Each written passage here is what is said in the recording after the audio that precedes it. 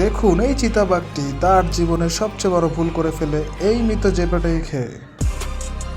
পিছিয়ে আসলে দেখা যায় জাস্ট একটুখানি আগে এই জেব্রাটি দৌড়ানোর সময় তার পায়ে একটি ব্ল্যাক মাম্বা সাপ ছোবল দেয় এবং সে জমিতে লুটিয়ে পড়ে। ব্ল্যাক মাম্বা হচ্ছে এই পৃথিবীর সবচেয়ে বিষধর একটি সাপ। এই সাপের এক ফোঁটা বিষ একটা পূর্ণবয়স্ক হাতিকে নিমিষেই মেরে ফেলতে পারে। ব্ল্যাক মাম্বার কামড় খেয়ে জেব্রাটি জাস্ট কিছু সময়ের মধ্যেই তার শেষ নিঃশ্বাস ত্যাগ করে।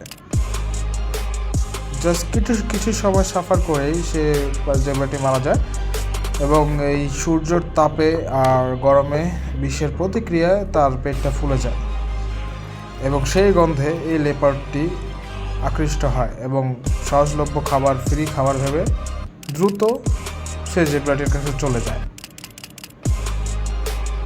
কিন্তু এটাই তার জীবনের সবচেয়ে বড় ভুল ছিল। যখনই সে জেব্রা দুইটা কামড় দিয়েছে, সে বিষাক্ত লিকুইড জেব্রা রক্তের সাথে প্রতিক্রিয়া হয়ে কিছুটা তার মুখে চলে যায় এবং এটাই হওয়ার তার জীবনের আখেরি এবং শেষ মুহূর্ত।